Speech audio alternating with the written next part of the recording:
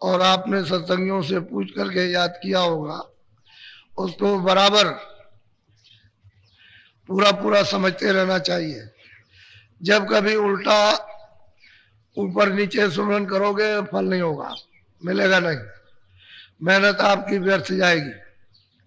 इसलिए सुमरन को सीधा सीधा जैसे जैसे नामदान के समय बताया उसी तरह से पहली माला तो एक जय गुरुदेव की 108 बार आपको नाम लेना है। अपना मतलब अपनी आंखें बंद करके और मुंह बंद रखना, बाहर कोई आवाज नहीं निकलना, अंदर ही अंदर 108 बार नाम लेना जय गुरुदेव। फिर पांचों नाम पहला दूसरा तीसरा चौथा पांचवा, इस तरह से लोग एक माला छोड़ते जाओ 108 बार। फिर हर एक नाम की अलग अलग माला, पहले नाम की एक माला, दूसरे नाम की दूसरी माला, तीसरे नाम की तीसरी, चौथे नाम की चौथी माला और पांचवें नाम की पांचवी। जब ये पूरा हो जाए तो अंत में जब बंद करने लगो तो जय गुरुदेव एक माला। कुल 8 माला होती है। 24 घंटे में एक बार सुमरन हो जाना चाहिए। लेकिन जब सुमरन करो तो विधि विधान के साथ जैसा बताया वैसा ही, ये नहीं कि थोड़ा लेते रहे छोड़ दिया। कोई घर में काम आ गया तो बीच में माला बंद कर दी और चल दिए उठ करके, ऐसा नहीं। सुमरन पूरा कर लो। क्या देर लगती, 10 मिनट तो लगेंगे, तो सुमरन पूरा नहीं होता, खंडित कर देते हो। ऐसे ही जब आदत बन जाती है तो हमेशा खंडित होता रहता है, और फिर उसका जब फल नहीं प्राप्त होता तो आप कहते हो साधन नहीं बनता, भजन नहीं बनता, ध्यान नहीं होता है। तो होगा कैसे? जब आप विधि विधान से नहीं करोगे तो नहीं होगा। इसलिए सुमरन को अच्छी तरह से समझ लेना चाहिए। फिर भजन करने की विधि बराबर समझते रहो कि भाई हम किस तरह से बैठे, लेट के भी कर सकते हैं तो बैठ के कैसे करेंगे, किस तरह से करेंगे, तो वो सब लोग आपको बता देंगे। तो हर तरह की जिसमें सुगमता हो, सुविधा मिले, उसी आसन से बैठ के भजन कर लो। ध्यान के लिए बराबर पूछते रहो। जब तक आपका ध्यान न बने, हम गलती तो नहीं कर रहे ध्यान करने में, कैसे ध्यान करना चाहिए तो वो बताते रहेंगे लोग, जो आसपास में पुराने होंगे बताएंगे, उसी अनुसार से आप करते रहो। फिर जब सत्संग में आओ तो सत्संग में समझ लो, क्योंकि नामदान तो हमेशा होता है, उसमें बैठ करके दोबारा फिर से, यानी फिर अब उसको याद कर लो कि हम गलती तो नहीं कर रहे हैं। तो आप बराबर इसको फेरते रहो। जिधर सत्संग हो नामदान वहां होता है। कहीं भी किसी जगह भी वहां पहुंच गए, उसको अच्छी तरह समझ लिया, फिर उसको मतलब पूछ लिया, ताकि मतलब यह है कि आप ठीक करते हो कि नहीं करते हो।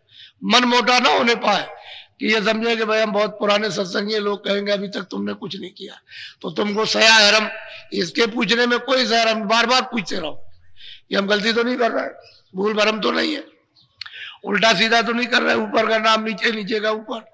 इस तरह से पूछते रहोगे तो हमेशा सचेत रहोगे, तब आपको हर चीज का फल मिलेगा। तो सुमरन भी बनेगा, ध्यान भी बनेगा, भजन भी बनेगा। उल्टा सीधा करोगे तो गड़बड़ रहेगा। अच्छा, अब आए हो अब सत्संग के लिए, तो आपको बताया कि 7 बजे यहां आ जाओ, तो मैं 20 मिनट थोड़ा भजन कराऊं, 20-25 मिनट, फिर बाद में सत्संग, फिर बाद में जो नए लोग आ जाए फिर उसके बाद फिर बैठाऊंगा, क्योंकि ये तो काम जरूरी है। ये काम घर के कामों से बहुत महत्वपूर्ण, दुनिया के काम से सबसे बड़ा काम है, इससे बड़ा दूसरा कोई काम नहीं, और ये जरूरी है। तो उसको तो आपने पीछे कर दिया, जो अपने काम नहीं उसमें लगे पड़े हुए, और उससे कुछ मिलने जुलने वाला नहीं है, सिवाय परेशानी के, सिवाय तकलीफ के कुछ नहीं। तो अभी 20 मिनट आप लोग भजन पर बैठोगे। भजन पर बैठने का मतलब उसको समझ लो अच्छी तरह से, कि जब आप भजन पर बैठो तो आंख बंद, बाहर से कुछ नहीं देखना, कान बंद हो जाएंगे। कभी कभी ऐसा करते हुए ऐसे करके आंख और खोल के देखने लगे इधर हमारे बगल में कुछ कर रहा कि नहीं कर रहा, तो ये तुम्हारा भ्रम है, वो करे ना करे, वो तो उसके ऊपर जोड़ो, तुम तो करो, तो तुमको खुद ही भ्रम हो गया। फिर कभी कान खोल देते हो, कभी कुछ करते हो, तो अधूरा काम करते हो, संदेहजनक। इसलिए आपको आपका भजन नहीं बनता। ना ध्यान बनता है। तो ये नहीं, लगन के साथ बस ये देखना उस समय पर कि हमारा मन झगड़ा झंझट में, काम में, इसमें उसमें, घर खेती में, वहां दुकान में, जानवरों में, कहीं किसी जगह पर भाग करके न चला जाए, उसी को रोकथाम करनी है थोड़े समय के लिए। जितनी देर भजन में बैठो उतनी देर उसकी रोकथाम करो और कानों के साथ उसको लगाए रहो, ताकि कान यानी काम करने लगे सुनने का। जब मन बुद्धि चित्त जब नहीं लगेगा तो पर्दा तो इन्होंने इकट्ठा किया है, ये पर्दे के साथ रहेंगे तो पर्दा चटेगा, कटेगा, साफ होगा, उतरेगा, और जब ये भाग जाएंगे तो पर्दा जो कहते हैं वैसे ही रहेगा और कान कुछ नहीं कर सकते। कान तो मतलब उन्होंने काम करना छोड़ दिया, लेकिन इनकी मदद से, क्योंकि पर्दा इनका जमा किया हुआ है, तो मदद करेंगे तो पर्दा साफ होगा, तो कान सुनने का काम करने लगेंगे। नहीं तो कान जैसे के तैसे बंद। तो उस जीवात्मा में, सूरत में तो स्वयं कान है, उसमें कान बनाने की जरूरत नहीं है। जैसे बाहर का कान खराब हो जाता है, ऐसा ही उसका कान खराब हो गया। क्यों? कि इस पर भी पर्दा आ गया तो कान खराब, और उस पर भी पर्दा आ गया तो उसका भी कान खराब। वो चेतन कान है, ये जड़ है, बस इतना ही अंतर है। वो चेतन है, वे जड़ है। तो चेतन चेतन की आवाज सुनेगा, जड़ जड़ की आवाज। ये जड़ उसकी आवाज नहीं सुन सकते, चेतन चेतन की आवाज सुनेगा। तो उस समय पर निगरानी रखना कि मन बुद्धि चित्त इधर उधर ना भगे। 1 मिनट 2 मिनट आपका लग जाए, उतने में काम बनता है। धीरे धीरे जब लगने लगेगा तो रस आने लगेगा। अब वो रस तो अंदर है ही, वो तो रस का हुआ है, तालाब है, नदी है, समुद्र है, लेकिन अब वो बैठे तो दरवाजे पर, तभी तो रस मिलेगा। दरवाजे पर नहीं बैठेगा, भाग जाएगा। तो दरवाजा जब टूट जाएगा तो उधर तो कुछ मिलने वाला नहीं। तो 20 मिनट बैठाऊंगा भजन पर। देखो मेरी तरफ देखो, आप ऐसे बैठ करके, ये आसन सबसे अच्छा होता है। जब ऐसा सामूहिक हो तो ये आसन, इस पर हाथ रखे तो ये हाथ हिलेगा डुलेगा नहीं, ये भी हिलेगा, बिल्कुल जकड़ जाता है एकदम से, हिलता डुलता नहीं, बदन भी नहीं हिल सकता। ये ऐसी बैठक है कि बदन भी, घर में बैठो तो दीवार का सहारा ले सकते हो। मान लो किसी की कमर दर्द होती है तो जरा सा दीवार के साथ में ऐसे उठ लगा लिया, ऐसे बैठ गए, बड़े आराम से होता है। ऐसे बैठ जाओ, 2-4 दिन 10 दिन आदत पड़ जाए, बस बैठने की आदत हो गई, बस कुछ नहीं, फिर बैठे रहिए आप, कोई तकलीफ नहीं किसी तरह की। जैसे सब जगह सामूहिक सत्संग में बैठाया जाए तो ये बैठने का आसन सबसे अच्छा है। ऐसे बैठ गए, ऐसे आंख बंद की, कान बंद किए और धीरे से ऊंचा ध्यान देकर सुनने लगे। मन को, बुद्धि चित्त को रोक के रखना कानों के साथ। अच्छा बैठ तो जाओ भजन पर, कपड़ा डाल लो, सब लोग बैठ जाओ, आंख और कान बंद करो, सुनो ऊपर की तरफ, बोलो जय गुरुदेव, जय गुरुदेव। नाम किसका? गुरु का ध्यान कर प्यारे। बच्चियों, ये मन बहुत काल और जुगों से सूरत के साथ लगा दिया गया। जब सूरत सतलोक से आई,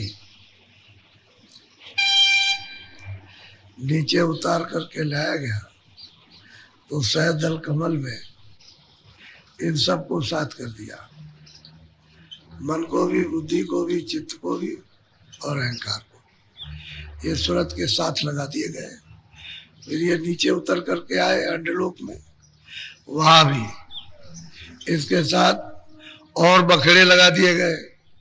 10 इंद्रिया, रजोगुण, तमोगुण, सतोगुण, ये और उनके साथ कर दिए। जब यहाँ आ गए तो ये 5 तत्वों का खोल, जल पृथ्वी अग्नि वायु आकाश का बना हुआ ये मसाले का ढांचा इसको लगा दिया। अब इतने दूर दराज जा करके और इसके जाल में फंस गए। मन जो हो गया इंद्रियों का रस्या हो गया। किसी ने रोकथाम पर की नहीं, कोई रोकते होते, इनको मना करते होते तो कभी कभी रुकता। तो ये मन हमेशा आजाद रहा, जो चाह सो किया। अब इसको वापस जाने में मरना है तो कहता है मैं मरूंगा नहीं, अब मुझसे वापस नहीं जाया जाता। मैं कैसे जाऊं, इनको कैसे छोड़ूं? मेरी आदत पड़ी हुई है इन बाहर के विषय विकारों में, भोगों में, तो ये छोड़ता नहीं है। और बगैर मदद मिले हुए मन इन विकारों को छोड़ नहीं पाएगा। इसीलिए महात्माओं की जरूरत पड़ती है कि वहां चलेंगे, फरियाद करेंगे, प्रार्थना करेंगे, अर्जी करेंगे, कमजोरियों को बताएंगे कि हमसे भजन नहीं होता, ध्यान नहीं होता, हमारा मन नहीं लगता है, बुद्धि नहीं लगती है, चित्त नहीं लगती है। तो वो समर्थ है, उनकी दया दृष्टि हो जाएगी तो मन को रोकेंगे, बुद्धि को थोड़ा जगा देंगे, चित्त को रोकेंगे और लगाएंगे थोड़ा सा। तो मदद मांगने के लिए तो चाहिए किसी का सहारा, और बिना सहारे के कुछ करोगे तो कुछ पता नहीं चलता। तो रामायण पढ़ते रहो, गीता पढ़ते रहो, भागवत करते रहो, पूजा करते रहो, एक पैर से खड़े रहो, व्रत करते रहो, बिना आधार के जब करते रहोगे तो मदद नहीं मिलेगी। जब चाहेगा जब ही छलांग मार जाएगा और भाग जाएगा। तो असल में मन कितने युगों से यहाँ आया हुआ और बड़े बड़े इसके लिए साधन किए गए, लेकिन रुका नहीं। ऋषियों का भाग गया, मुनियों का भाग गया, तपस्वियों का भाग गया, ज्ञानियों का भाग गया और लग गया विकारों में। ये तो बिना महापुरुषों के ये बस में नहीं आता।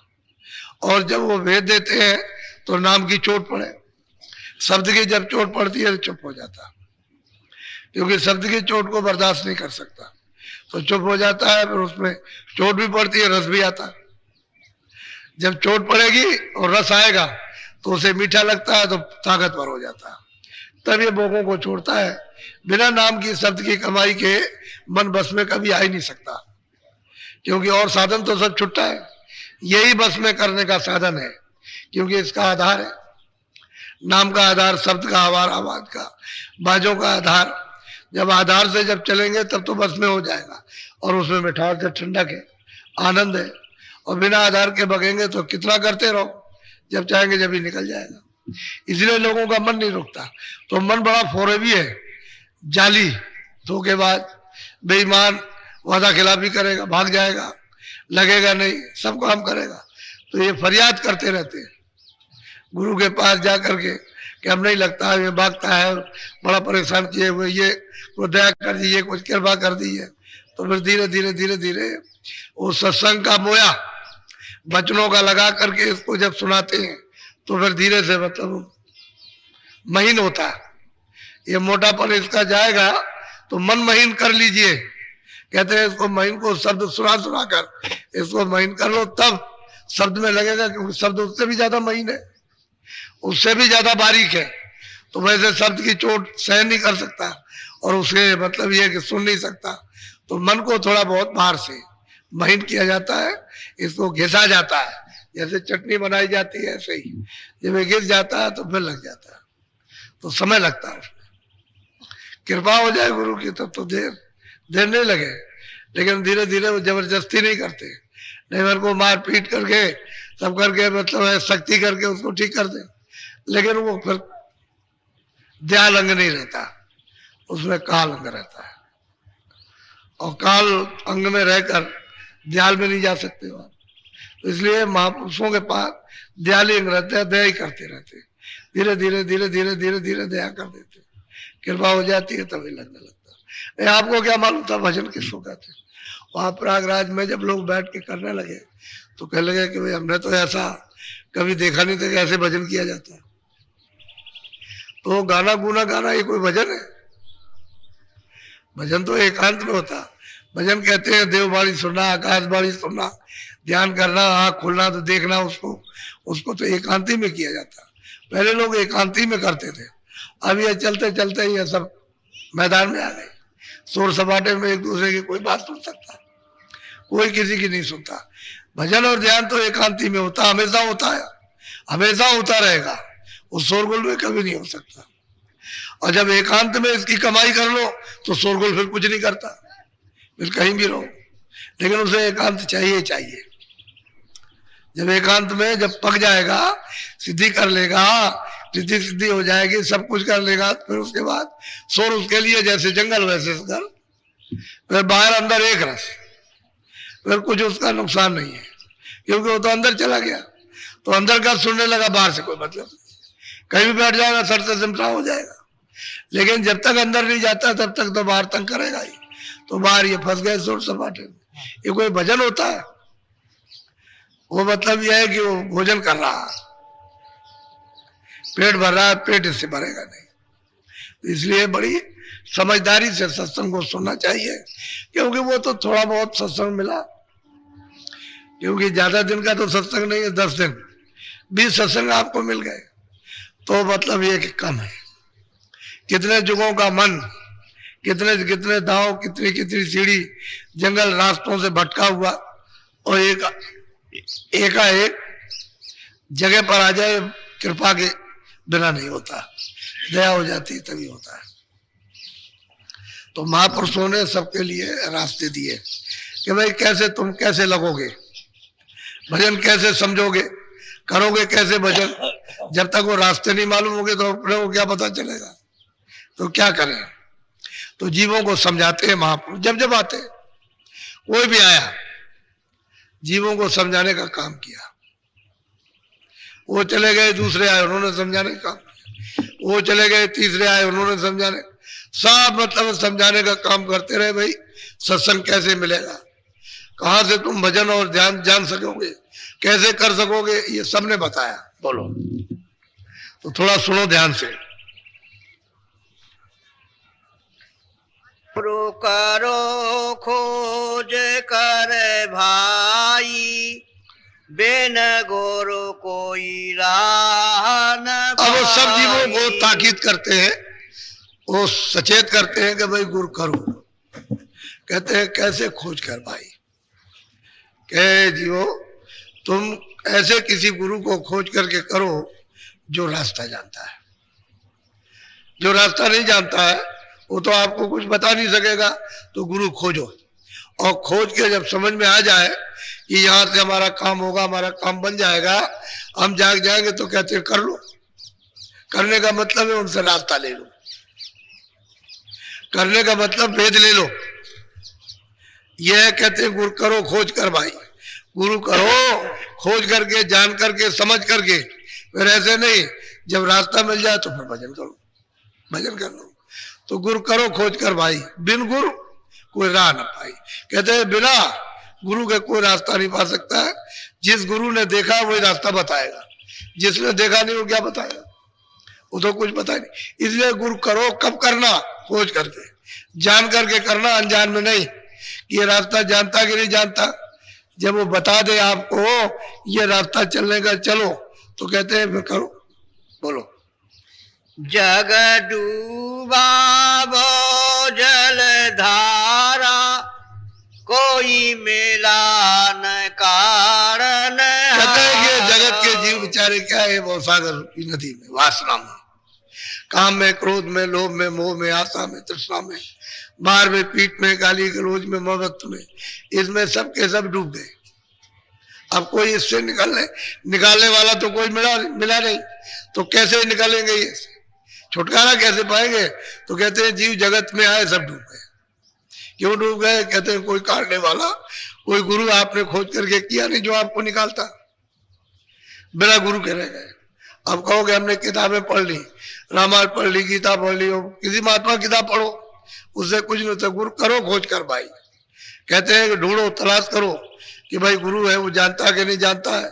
जो जानता होगा वही चीज आपको बताएगा, जब ये समझ में आ जाए। इसीलिए कहते हैं सत्संग सुनो। सत्संग सुनते सुनते सुनते सुनते जब तुम्हारी बुद्धि पक जाएगी और मन तुम्हारा जब स्थिर हो जाएगा, तब समझ में आ जाएगा। तो कहते हैं फिर तुम ले लो रास्ता। फिर कहते हैं फिर करो, फिर करो, फिर उस रास्ते पर चलो जिस पर गुरु चलाए, उस रास्ते से निकल चलो, तब तो पहुंच जाओगे। क्योंकि गुरु जो रास्ता जानता है वही बताएगा, जो नहीं जानता वो नहीं बताएगा, क्योंकि उसे तो मालूम है नहीं है। तो कहते हैं फिर चल दो उस रास्ते पर, जब मिल जाए रास्ता तो चलना चाहिए, फिर उसमें इधर उधर नहीं। बोलो, कहते हैं सारा जगत डूब गया, बचने वाला कहते कोई मिला ही नहीं, जो निकाल लेता है इनको काट लेता। इन विकारों से, बुराइयों से, लोभ से, मोह ममता से इनको रास्ता बताता, तो कोई मिला ही नहीं, तो निकालेगा कौन। बोलो, जग पंडित भेख विचारे, क्या जोगी ज्ञानी। कहते हैं कि जगत में पंडित भेख, साधु, साधु बनने से तो साधु होगा नहीं कि हमने भेष बना लिया, दाढ़ी रख ली, बाल रख लिए और हम बाहर चले गए जंगल में, मारे मारे फिरते हैं। उनका खुद तो मन बस में नहीं है, खुद रास्ता जानते नहीं, दूसरों को क्या बताएंगे। अपना तो काम किया नहीं, और वो क्या किया। तो कहते हैं क्या पंडित, क्या भेष विचार, क्या जोगी क्या नहीं हारे। वो भी योग करते करते हार गए, उनको भी कुछ नहीं मिला, वो भी वैसे ही रह गए। ये भी हार गए, वो भी कभी ये करो कभी वो करो, कभी पूजा करो कभी पाठ करो, कभी इसको करो, कभी उसी में लग गए। तो इसमें क्या मिलेगा। अरे रास्ता तो मनुष्य रूपी मंदिर में है, जीवात्मा तो चेतन बैठी है मंदिर में, तो उस मंदिर में रास्ता मिला नहीं तो वापस कैसे जाओगे। वो तो आने का रास्ता तो एक है। जब दरवाजे में बैठ गए तो भटक गए। अब वो दरवाजा बंद हो गया, ये बाहर इंद्रियों का खुला हुआ, तो इधर में भटक गए, इस जगत में, इस संसार में, मोह ममता में, इसमें विषय वासनाओं में, इसमें लग गए। तो वापस जाने का रास्ता नहीं। इसलिए गुरु करो खोज कर, जो उल्टा जाने आने वाला हो, जो वापस लौट करके पहुंच गया हो अपने घर में, ऐसे गुरु को कहते हैं खोज कर, तलाश करके करो। जब रास्ता दे दे तो फिर चलो उसी रास्ते पर वापस हो जाओ। बोलो। संतन से प्रीत न धारी, क्यों उतरे भोजन। कहते हैं कि जब जब वो महापुरुष आए, जब जब संत आए तो कहते हैं उनसे तो उन्होंने प्रेम किया नहीं, उनका सत्संग सुना नहीं, उनसे रास्ता लिया नहीं। तो ये बताओ कैसे पार जाएंगे, इस भोजल से कैसे तरेंगे, कैसे किराए लगेंगे, जन्म मरण कैसे छूटेगा। फिर मतलब 84 चले गए 4 खानों में, नरकों में, तो फिर लौट करके उधार आते। बहुत लंबा चौड़ा बियाबान जंगल है, जो चला गया लौट के आएगा। कब फेरा लगेगा आके, कितने युग बीत जाएंगे जंगलों में, जीव जंतु का आदि की योनियों में भोगते रहो, पड़े रहो उसमें, रोते चिल्लाते रहो, मौका नहीं मिलेगा। क्योंकि कर्म ही ऐसे नहीं किए जिसकी वजह से आपको जल्दी मौका मिल जाए। अब उन योनियों का कर्म किया, उसमें भोग रहे हो, तो अब कितने युग बीतेंगे, उसका कोई अंत नहीं है। तो कहते हैं कि भाई संतों से तो प्रेम किया नहीं, उनके पास तो गए नहीं, इसमें लग गए, ये कर लो वो कर लो वो करो, ये करो, इसी लोभ लालच में, ममता में, और अपने अपने स्वार्थ में फंसे रह गए। तो अपने जीव के कल्याण की तो फिक्र हुई नहीं उनको, बस ये है कि पेट भरो। पेट तो जानवर भी भरते हैं, आदमी तो है, तो आदमी है, उसको तो बुद्धि मिली है, तो वो सोचता है पेट भरो पेट भरो। पेट तो जानवर भी भर लेते हैं, उनके पास नहीं बुद्धि है, लेकिन दिन में अपना कहीं घास घूस चले आएंगे, पेट भर लेंगे। पेट भरने की बात तो सभी की, लेकिन मनुष्य होकर के पेट भरने की बात नहीं सोचना चाहिए। उसको ये सोचना चाहिए कि जो मेरे भाग में है वो मुझे मिलेगा, आप कुछ आगे के लिए कर ले। तो आगे के लिए कुछ करते नहीं है, और संतों से प्रेम करते नहीं, सत्संग नहीं करते, उनके पास आते जाते नहीं है, तो भटका तो खाएंगे। अब उनके साथ लग जाओ तो क्या गिरोगे नहीं, उनके साथ लगोगे भौजाल में पड़ोगे, फिर वापस लौट जाओगे। आए हो दरवाजे में बैठ गए, और दरवाजा आप ढूंढ नहीं रहे हो, जा नहीं रहे दरवाजे से निकल करके, और वापस लौट गए। फिर 84 में 4 खानों में वापस हो गए, फिर भोगो जाकर। पढ़े विद्या बहुत प्यार से समझाते हैं, कोई तीर्थों में दौड़ दौड़ के जाते हैं, वहां चलो वहां चलो वहां चलो, चलो द्वारका चलेंगे, चलो हरिद्वार चलेंगे, काशी चलेंगे, रामेश्वरम, भागते रहते हैं, कहते बस वहां चलो, यात्रा करते रहते हैं, बहुत कुछ नहीं। कोई विद्या में फंस जाते हैं, ये पढ़ो वो पढ़ो वो पढ़ लो। इसी पढ़ने लिखने में कमाई कोई नहीं करता। जिसको आत्मज्ञान हो, जिसको ईश्वरी ज्ञान मिले, जो यहाँ से छुटकारा पाए, कुछ नहीं, इधर भाग करके उधर गए, तब तक बुढ़ापा आ गया, बस खत्म हो गया। क्या देर लगती है, समय जाते क्या देर लगती है, बस निकल गए। अब इसमें तो फंस गया करके, इसमें मिला कुछ नहीं, बस भटक गए। अब जो करने की है उसका तो फल मिलेगा, तो करने तो वो किया है जो खानों में जाने की, तो छुटकारा कैसे हो जाएगा, जीव निवृत्त कैसे होगा। बोझा लाते रहे और कहोगे नहीं हम तो छुटकारा पा जाएंगे, कैसे हो। तुम्हारे मन की बात तो है नहीं भाई, जो बोझा लदा है वो तो आपको झेलना ही पड़ेगा, उतारा तो आपने नहीं और लादते ही चले गए। तो बोझा लाद लिया तो खानों में जाकर फिर उसको अदा करना है। बोलो। भक्ति रस ने कन पाया, भक्तों की शरण कहते हैं कि भक्ति रस तो वहां मिलने जुलने वाला है नहीं, क्योंकि भक्ति रस तो वहां मिलेगा जहां संतों में,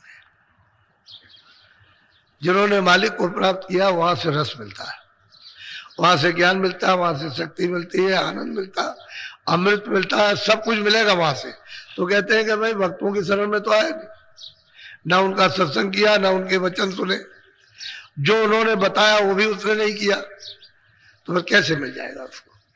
क्योंकि ये तो देश जो है, सही बात तो यह है कि बिना महात्माओं के इस जीव का छुटकारा हो ही नहीं सकता।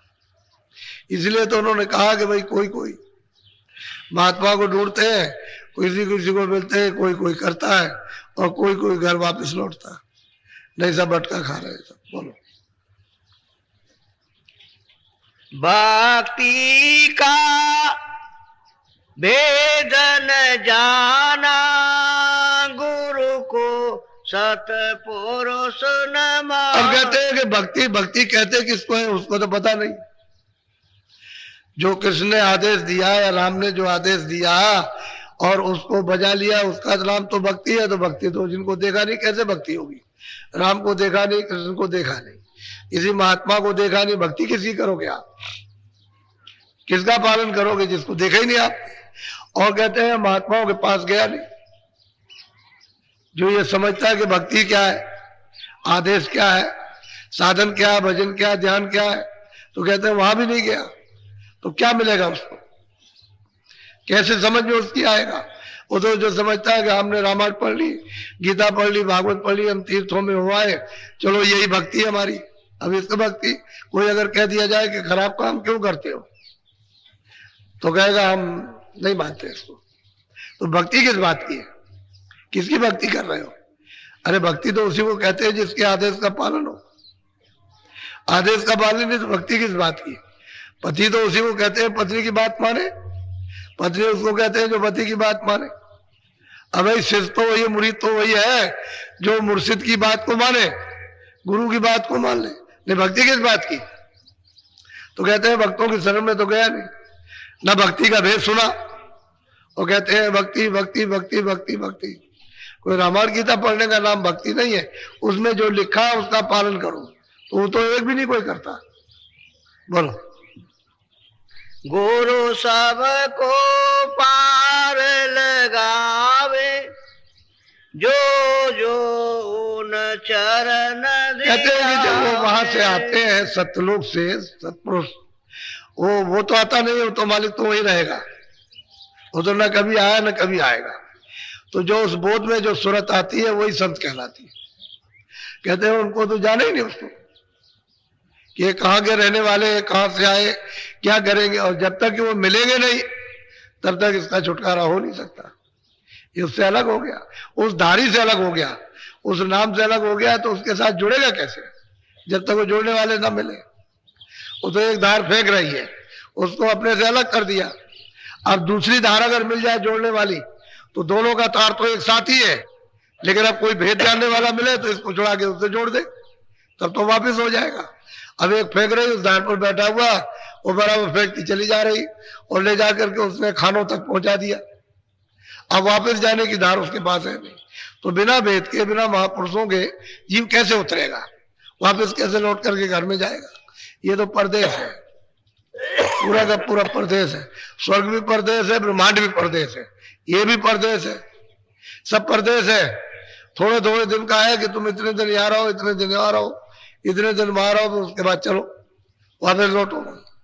तो जहां का वही लौटा के ले आएगा, बस यही ले आएगा चार खानों में, बस इसी जगह डालेगा आकर के, वापस ले नहीं जा सकता। बिना महापुरुषों के कोई वापस नहीं ले जा सकता। बोलो।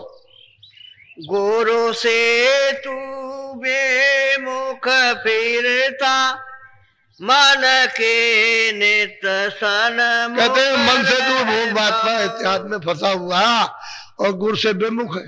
गुरु कहता है कि भाई तुम चलो वापस घर में लौटो, चलो बैठो अपने घाट पर बैठ करके भजन करो, सूरत को शब्द के साथ जोड़ के चलो, ले चलो।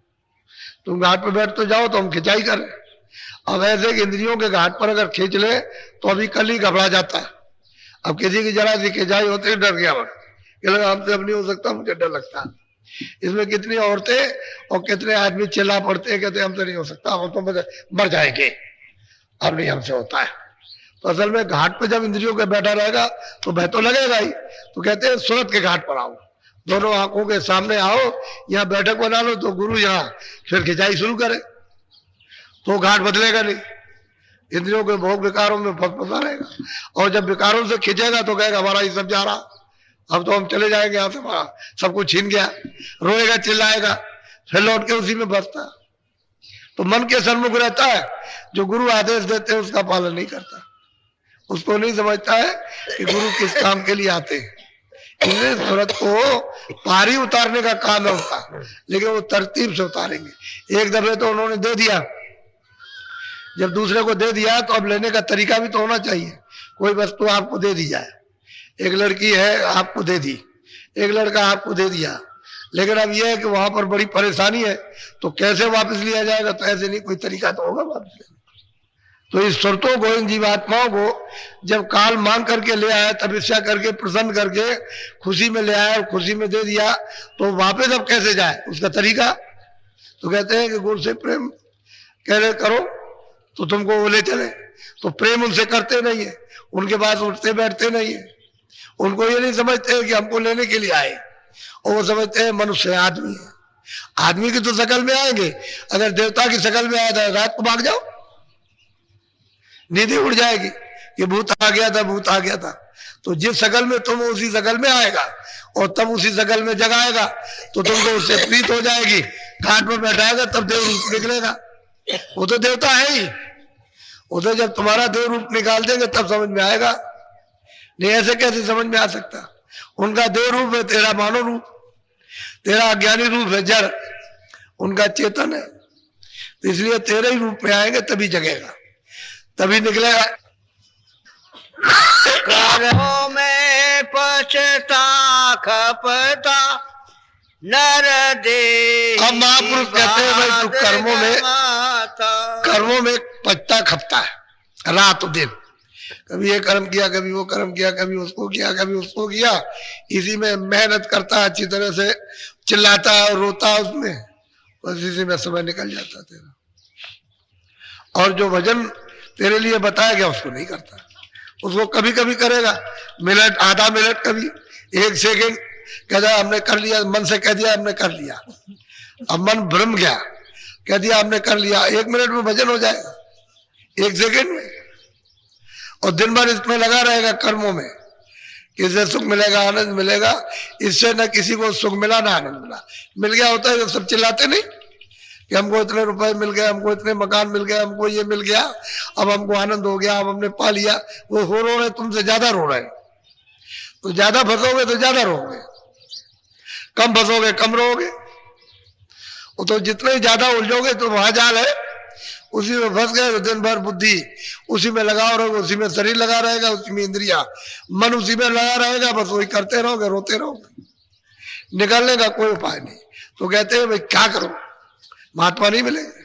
बोलो अब चेतो समझो भाई, करे प्रीत गुरु संग कहते आई। अब चेतो, अब जाग जाओ, कहते हैं भाई प्रेमियों अब जगो चेतो, क्योंकि महापुरुष आते हैं जीवों को वापस करने के लिए, घर में पहुंचाने के लिए। तो अब तुम्हारा काम है कि प्रीत करो, प्रेम करो, प्रीत प्रति विश्वास करो कि हमको घाट पर किसी तरह से वापस करके बैठा दे।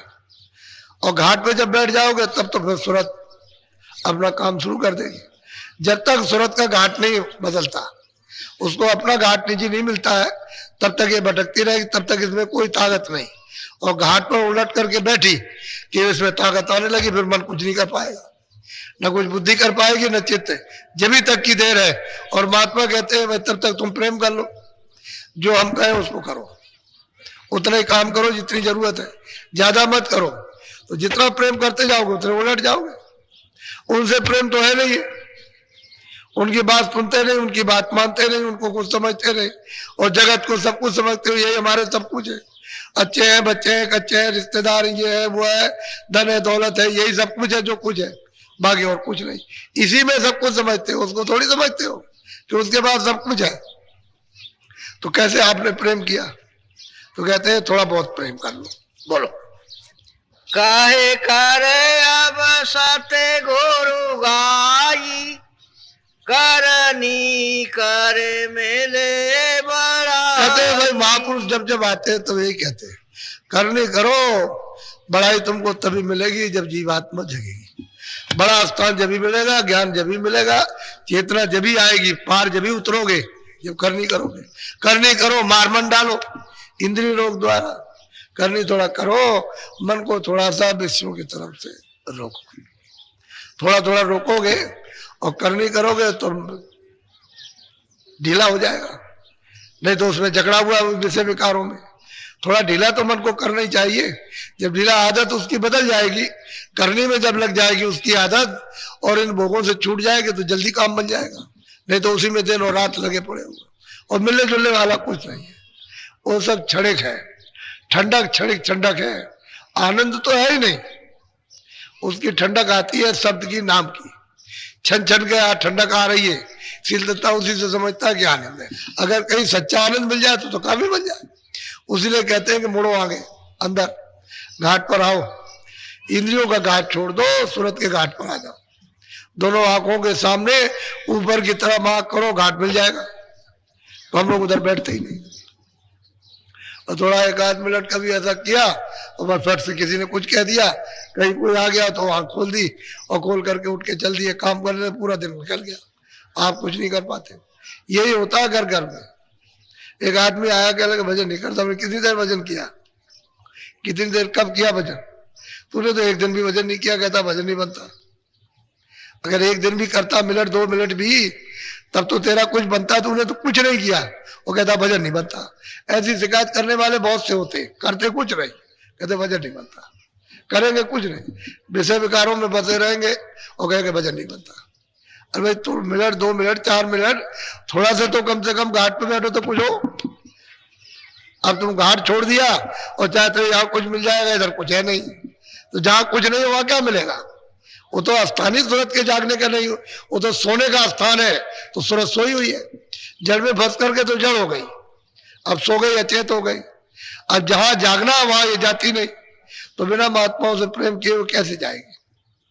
वो मिल जाए पूरे तब तो मिले। तो कहते हैं गुर करो खोज कर भाई, सबको एक तरफ से करा भाई। कोई अगर जाना चाहो पार तो गुरु करो खोज कर, कोई गुरु में बहु पार न जाई, कोई पार नहीं जा सकता। और रामायण में भी यही लिखा है, व्यास ने भी यही कहा, वशिष्ठ ने भी यही कहा, बगैर गुरु के पार नहीं उतर सकता कोई भी। सब लोगों ने कहा, लेकिन कहते हुए भी नहीं ढूंढते हो, तलाश नहीं करते हो, उसी में उलझ जाते हो कि ये करना है, ये करना है, ये करना है। इस संसार के जड़ काम, तो जड़ में आपका जन्म होगा। जहां आशा था बासा, जड़ की आशा जड़ में बासा। चेतन की आशा करोगे तो चेतन में बासा मिलेगा। तो चेतन की आशा तो जो चेतन जानने वाला हो वो मिलेगा और बताएगा कि भाई तुम घाट बदल के चेतन में चलो, तब तो चेतन में बासा हो। अब जड़ की चीज है, जड़ में फंस गए, मिला कुछ नहीं। जब अभी नहीं मिला तो बाद में क्या मिलेगा? इसलिए आप सबके सब सत्संग की ज्यादा, सत्संग का नशा होना चाहिए। सत्संग से सब मालूम भी हो जाएगा, सत्संग से भजन भी बनता, जागृति भी आती है, विकार भी दूर होते हैं। सत्संग से बहुत बड़ा लाभ, सत्संग सफाई करता, धो डालता, मन को भी धोएगा, चित्त को भी धोएगा, बाहर से भी धोएगा, अंदर से भी धोएगा, सूरत को भी धोता है और मतलब बाहर इंद्रियों को भी धो डालता। सत्संग नहीं मिलेगा तो सोते रह गए। ये सब जो कुछ फल है आपको सत्संग का, कि जब आप दौड़ धूप करके थोड़ा बहुत सुन लेते हो, उसी से इतनी जागृति आ गई, उतना ही समझने लगे भाई तो कुछ नहीं है। जो कुछ था वो तो हम लेकर के बैठे हुए, तो हमको पता भी नहीं था। घरी के घर में रहे और चलते रहे बराबर, और रोज गबन करते रहे कि हम 12 कोस चले, रहा कोलू का कोलू में, और कार करता है कि 12 कोस रहा, घर का घर ही में, बाहर तो गया नहीं। तो वही मन है, इसी में लगा रहता है, ये किया वो किया, और कहा हमने तो आज कर लिया था और किया कुछ नहीं। अरे पता तो महापुरुषों के पास जाकर के मालूम होगा कि तुम करते हो कि नहीं करते हो, किया कि नहीं किया। ऐसे बगैर जानकार के कैसे पता चलेगा? अब सभी अंधे मिल जाए तो सूरज का पता कौन बताएगा? सबकी आंखें बंद हो जाए, ये कौन कहेगा ये सूरज निकला? एक आध तो होना चाहिए जिसकी आंख ठीक हो और सूरज को देखता हो, वही तो बताएगा। कहेगा नहीं सूरज आया देखो रोशनी हो गई और ये निकला, सब अंधे रहे। तो महापुरुष आते हैं सूरज के समान, वो उस मालिक को देखते, कहते हैं चलो भाई चलो, ये सब अंधे हैं, चलो तुमको आंख दे।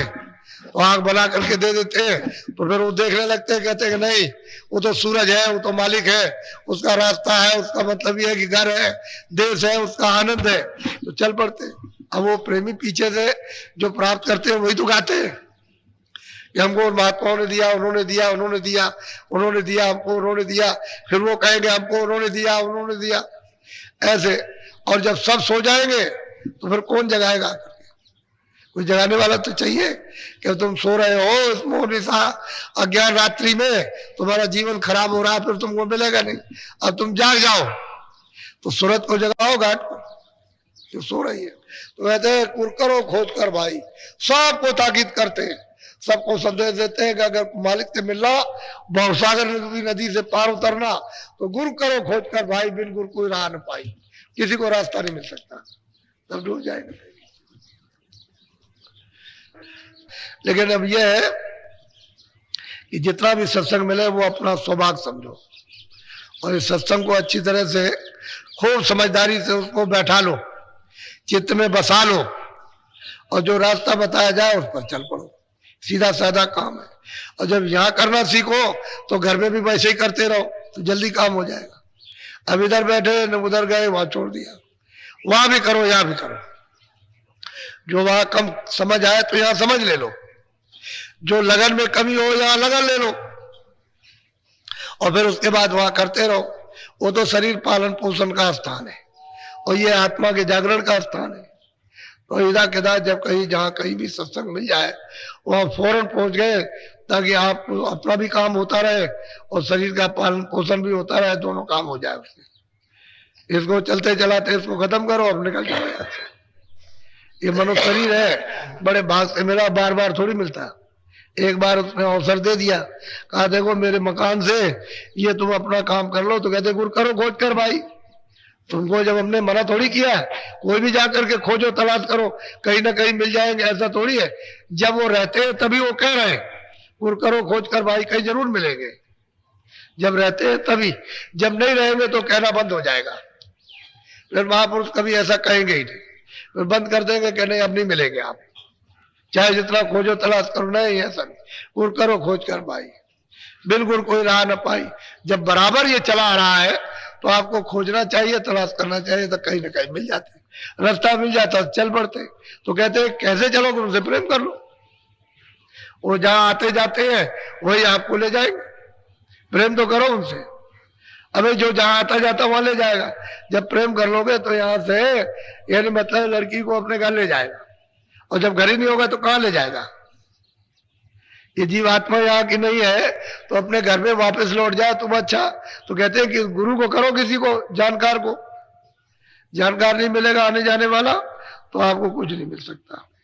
बड़ी सीधी बात महापुरुषों ने समय समय पर सबको बताई, लेकिन जगह कौन, सब सो रहे। जब इस भट्टी अंधकार में सब सो रहे अचेत होकर और दुनिया में खोज रहे हैं कुछ मिल जाए, तो यहाँ मिलेगा क्या, यहाँ है क्या, कुछ नहीं है यहाँ सिवाय रोना धोना और कुछ नहीं हो। चलो यहाँ निकलो, चलो बस ये समय पूरा हुआ, चलो निकलो। वो तुम्हारे सामने तुमको निकालता जाता, लड़के को, लड़की को, इसको, माँ को, पिता को, पति को, पत्नी को, सबको निकाल देता। एक दूसरे चिल्लाते रहते, कुछ नहीं सुनता। अरे यार कोई सुनवाई है, या तेरा कुछ हो तब तो सुनवाई हो, तेरा कुछ है ही नहीं है। वो तो कहता सब मेरा दिया हुआ है, तो तुम इस तरह से काम में लो। तो काम लेना आपने बंद कर दिया, वो फंस गए उसमें। बस जब फंस गए तो झगड़ा झंझट होने लगा, बस उसी में आप रो रहे हो, और किसी का कुछ नहीं। जिसकी चीज है उसको वापस कर दो। कहते भाई जो आपकी चीज अपनी ले लीजिए, आपने दी थी और वापस लीजिए, अब हमको इसकी जरूरत नहीं। वो बिना महात्माओं के वापस कर नहीं सकते हो, तो कोई तो मिलना चाहिए, कोई ना कोई। सबको हवा देते, बिन गुरु गोविंद करा न कोई, कोई भी नहीं पार जा सकता है। लेकिन कौन होना चाहिए कि जो उसको प्राप्त कर चुका। बोलो जय गुरुदेव। पहले तो ध्यान कराऊंगा जब आओगे, और बाद में भजन कराऊंगा। तो पहले जब आए तो बैठ गए ऐसे, हिला डुल्ला बंद, ऐसे बैठ गए इस तरह से, और आंख बंद की, मुंह बंद रखा, और ये आंखें दोनों आपकी ये बंद हो जाएगी। ये बीचों बीच में तीसरी आंख है, अंदर की आंख से सामने सीधा देखने का काम करना। जैसे किसी की आंख खराब हो जाए और उसको बनवाई जाए तो वो ऐसे करके देखता है, कुछ नहीं दिखाई देता। तो वो क्या कहते हैं, जैसे हरा कोई कपड़ा वगैरह पट्टी लगाए रहना, सूरज की रोशनी ना पड़े, नहीं तो रोशनी फिर काम नहीं करेगी। तो वो हरा कपड़ा लगाए रहता है उसको, और मतलब ऐसा देखता रहता है। धीरे धीरे धीरे धीरे कुछ दिनों के बाद रोशनी आने लगती है तो दिखाई देने लगता। ऐसे ही अंदर में है, अंदर में भी ऐसे ही बिल्कुल अंधकार है, एकदम पर्दा पड़ा हुआ धुंधुकार। तो जब आप दृष्टि को एक जगह रोकोगे, एकाग्र करोगे और धीरे धीरे एक जगह जमाओगे, तो धीरे धीरे धीरे धीरे धीरे धीरे धीरे धीरे पर्दा साफ होगा, तो कहीं ना कहीं से रोशनी आने लगेगी, प्रकाश आने लगेगा। वही तुम्हारी अंदर की तीसरी आंख, दिमाग, ज्ञान चक्षु खुल जाता है, वही खुलता है, उसी से दिखाई देता। उसमें तो स्वयं आंख है, उसमें एक आंख है, शरीर में दो आंख है, बस इतनी बात है। तो अब कल से पहले जब आओगे तो ध्यान कराऊंगा, बाद में भजन कराऊंगा। आज तो आपको भजनी पे बैठाऊंगा 20 मिनट।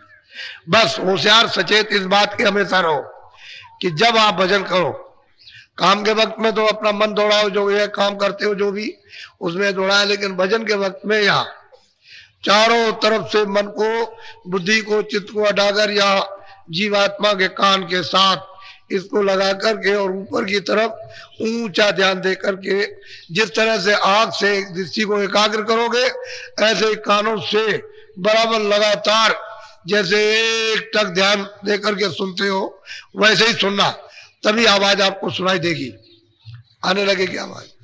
जब आवाज सुनाई देने लगे तो उसको गौर से सुनो, धीरे से मन बुद्धि चित्त को कानों के साथ लगाए रहो, तो कान धीरे से काम करने लगेंगे सुनने के लिए, फिर वो सुनने लगेंगे। और मन बुद्धि चित्त जब ये भाग जाएंगे तो पर्दा है, सामने पड़ा हुआ पर्दा हटेगा नहीं, वो लेकर के भाग जाएंगे। पर्दा तो इनकी वजह से सामने, तो मन बुद्धि चित्त रहेगा, जिन्होंने पर्दा इकट्ठा किया वो साथ रहेगा तो कटेगा, साफ होगा। तो धीरे से कान लगेंगे, सुनाई देगा। ऊपर से जो आवाज आ रही, शब्द आ रहा, वही नाम है। कोई भी आवाज पहले हो, नाम तो सभी है, शब्द सभी है जो ऊपर से आवाज आ रही है, लेकिन फिर आपको छांटना पड़ेगा। जब बहुत तरह की आवाजें आएंगी फिर छांटना है कि भाई हमको ऊपर वाली आवाज कौन सी जो ऊपर ले जाएगी, नीचे वाली आवाज तो आपको मालूम होगी कि नीचे वाली तो नीचे फेंकेगी, ऊपर नहीं चढ़ाएगी, लेकिन जब ऊपर की आवाज को जब छांटोगे तो ऊपर खींचेगी, उसमें छटनी करनी पड़ेगी। पहले तो आवाजें सब प्रकट हो जाने दो, जिस तरह की भी जो आवाज आए तरह तरह की उसको आने दो, और फिर ये जो नाम दान के वक्त बताई जाती है उसको छांटना है। जब वो छांटोगे तो खिंचाव होगा, तो ऊपर का खिंचाव होगा वापस जाने का। एक तरफ तो फेंकने का है, वो फेंक रही है इधर को, वो उधर नहीं ले जाएगी, उधर फेंकती रहेगी बराबर, ऐसे ढकेलती रहती है उसी सूरत को। और वो आवाज जब पकड़ोगे तो खींचेगी, उस आवाज पर तभी पार जाओगे। जब खिंचाव वाली आवाज पर बैठोगे, वो जहाज है, नौका है, तब वो पार उतारेगी, वापस ले जाएगी।